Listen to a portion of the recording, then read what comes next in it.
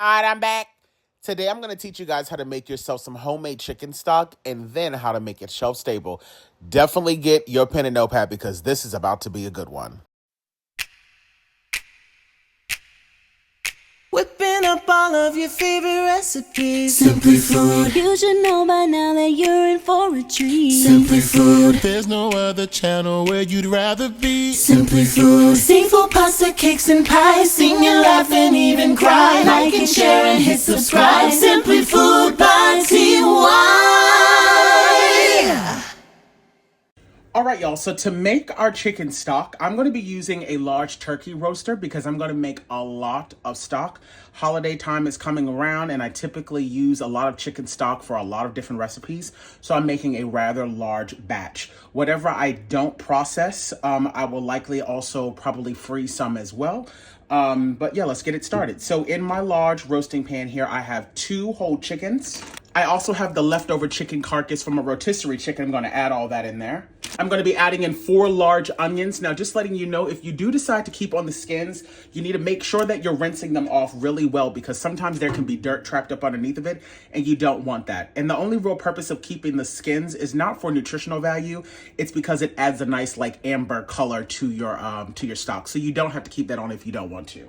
I have 3 green bell pepper that I'm going to give a rough chop and add to the pot. All of this is going to be cooking for so long that you do not need to stress yourself out about trying to cut anything down small. I have some stalks of celery and the leaves. Just make sure that you thoroughly rinse it off. Also going to make use of the tops of those green bell peppers. I picked up these fabulous carrots from the farmer's market. They're absolutely huge. So I'm going to go on ahead and chop these down just a little bit. Add in all of those delicious carrots. As you can see, this is very, very simple to do, especially if you decide to do it in a roasting pan. I also have a large leek here. I'm going to rinse this down. I'm only going to use about half of this. I will likely use all of the bottom and only about half of the leaves. I guess for some reason my camera wasn't rolling when I added it in, but I've added in about 8 chicken feet. Now the purpose of adding in the chicken feet is that's going to add in a lot of fantastic collagen. Now if you don't have chicken feet, you can just add in like some extra chicken wings. But if you have access to chicken feet, trust me, it is a great addition to your broth. You will not regret it. You're not going to be eating it. It just adds a lot of flavor. I've also added in 2 whole bulbs of garlic. I removed the top and the bottoms, but the rest of it you can just throw on in there. So I'm going to go in with 3 tablespoons of onion, granulated onion, 3 tablespoons. I'm only going to use 1 tablespoon of granulated garlic. I'll be using 2 tablespoons of the salt-free garlic and herb and 2 tablespoons of the Chef Paul's Poultry Magic. I absolutely love this stuff when it comes to chicken. I'll be adding in 2 tablespoons of that. And anytime you want to add in black pepper to your stock, you want to avoid using the pre-ground stuff. You want to use whole black peppercorns. This will allow that pepper flavor to slowly release and it won't have your stock nice and cloudy. You can add in as many or as little as you would like. I'm probably only adding in probably about a teaspoon worth. I don't really like to have a lot of pepper in mine. I'm going to add in a nice pinch of coarse kosher salt. You guys know my rule of thumb is you can always add salt, but you can't take it away. So this is all of the seasoning that I'm going to add for now. And then once it's all done, if I feel like I need to add in more seasonings, I will also do so. I also have a few dried herbs we're going to also add in. I'm now going to be adding in a poultry blend of fresh herbs that consist of rosemary, sage, and thyme. And now let's get this transferred over to the base. So now that I have this in the base, I'm going to start off by adding in 1 gallon of water and then seeing how much more I would like to add in here. Remember, the chicken and the vegetables are going to release a lot of liquid, so I want to make sure that I'm taking that into account. I'm going to go in with that 2nd gallon of water. So in total, I've added in 2.5 gallons of water. I'm now going to place the lid on this and allow this to do its thing. I have the temperature set at 250 degrees.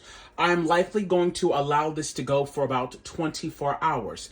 Now, just letting you know, about 3 or 4 hours into this, I'm going to start to check the chicken itself. Once the chicken off of those 2 whole birds that I've added in there are fully cooked, I'll go on ahead and take the chickens out, shred off that meat, and then put the carcass back inside. I don't want that meat to go to waste, and if I were to allow the chicken meat itself to stay in there for 24 hours, it would pretty much turn into tar. So like I said, about 4 hours into this, I'll take the chicken meat off. I'll use that for something else, and then just put the carcass back in there, and then just kind of just keep letting it do its thing. So I will see you guys in about 24 hours time. All right, y'all, so it has been 24 hours, and as you can see, the color is exactly what we want. Now is the time when you want to go and taste for any additional seasonings. Remember, it's always important to salt to your likeness. I'm now going to go in with the strainer and remove all of the contents, all of the solids, leaving nothing but the broth behind. If you want, you can run it through a cheesecloth, but I'm not going to be doing that because I have a mini strainer that I will use over top of the jars right before we go to ladle it in. As a reminder, the first 4 hours were at 250 degrees, and then the last was at 200. This went for a full 24. You can go up to 48. That's completely up to you. And as you can see, it's also reduced a lot, almost by half. I did not add in any water. I did not want to dilute all of the hard work. So just, allow it to be whatever it's going to be, but I did not add in any more water to it. All right, y'all. So like I said, my funnel that I have here from 4 Jars also comes with a strainer. So that'll catch, any small sediments that might be, still in the pot. Now, these jars have already been sterilized. Now, there's also another step that you can do if you would like. I will not be doing it, which is skimming off the fat. I don't find that necessary, to be quite frank. We've done all of this work and have, allowed this to steep for this long. Allow all that flavor to be in there. But if you would like to skim it off, you absolutely can. My pressure canner can only fit 7 jars at a time, especially quart-sized jars. So I'm only going to fill up 7 for right now, and then I will just leave the stock on warm until these are done processing, and then I'll, do the second round because you want to make sure that that stock stays nice and hot. I will come back when these first 7 are all done. Before I put the lids on these, I really wanted you guys to be able to see how beautiful and how rich the color of this stock is. I mean, this is what happens when you let it sit for just 24 hours. Imagine what it would look like 48 hours. But for me, this is just spot on. I adjusted the saltiness to my liking. I got the spices exactly where I prefer it to be. So now let's go on ahead and clean these up. Just so you guys know, while I was filling these up, I went on ahead and turned my pressure canner on low without the lid so that 3 quarts of water in the bottom can be nice and warm. Now, since this is just liquid, you don't really have to stress yourself out about, debubbling. There should be no air pockets in there. But you definitely want to make sure that you're going in with a clean kitchen towel and really cleaning off the edge. There's a lot of fat, and oil. So you really want to make sure that all of that is cleaned off. But be very, very careful because these jars are extremely hot. I'm now going to go in and place my lids on and then put my rings on fingertip tight. I will then be transferring these over to my pressure canner where I will be bringing the pot all the way up to a boil. At that point, I'll be waiting for a steady stream of steam coming out of the valve for a solid 10 minutes, and then I will process this for 25 minutes at 10 pounds of pressure. And just remember, fingertip tight. And be very careful because this is really hot. Now, just letting you guys know, this is how much stock I have left after just doing those 7 full quarts. Now, if I don't have enough here to at least fill up 4 quart-sized jars, then I likely will end up just freezing this, and then I'll probably just use this first before I use my shelf-stable stuff because I don't want to run my pressure canner for just 2 cans. So I'll let you guys know exactly how much or what I'm going to end up doing with this leftover. Okay, so just letting you guys know, this is what I had left over, and I realized instead of me freezing it, I can use this to show you guys how to can up chicken noodle soup. So I'm going to use these 3 quarts of chicken stock to just put in the fridge once it cools down. And then all of that meat that I shredded off of the 2 chickens, I can use that as well for the chicken noodle soup video. So these will not go to waste and you will be seeing these 3 jars make a return. So I just wanted to take a quick second to explain the importance of not rushing some of these steps, especially when pressure canning. So you see this valve right here where you see the steam coming out. There is a reason why they say it's important to wait until you see a steady stream of steam where you can swipe your finger through the steam and it's still coming out, and then set a timer for 10 minutes. The reason why that's important is because what's happening right now is all that air that's inside of the can is being pushed out. So if you don't wait until there is a steady stream of steam, that means there's still going to be air trapped inside, and you don't want that. Your jars will not process correctly. So that's the reason why that's important. Some even say that not only should you wait for the steady stream, some say you should also wait for that toggle to pop up. For me, sometimes that happens simultaneously, but as long as I see a steady stream and I set that timer for 10 minutes, then I'm good to go. All right, you guys, so like I said, I allowed this to process at 10 pounds of pressure for 25 minutes. I have about 30 seconds left on my timer. When that timer goes off, all I'm going to do is turn the heat off and walk away. Do not try to open that lid until that pressure gauge is at 0 and the toggle has officially dropped.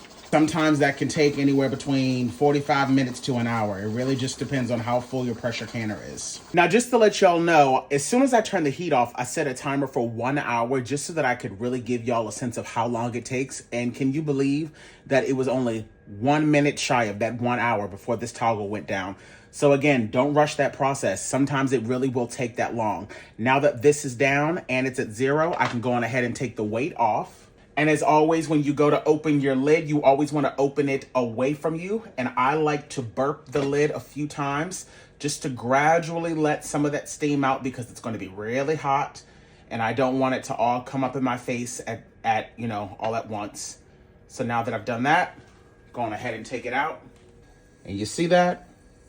That is what happens when you put a lid on too tight. That one must have been on too tight. The pressure was building under it, and that top just popped right off. Thank goodness the glass didn't break. But these are the things that happens. That just means that I'm definitely going to really have to wash these jars down, because now they're going to be a sticky mess. But I'm going to carefully transfer these over to the countertop, where I will leave these undisturbed for 24 hours, and I will see you guys in the morning. Righty, you guys, it is now the next day, so I'm now going to go in and remove all of my rings and begin my seal check. Start off by tapping on the top of each of the lids.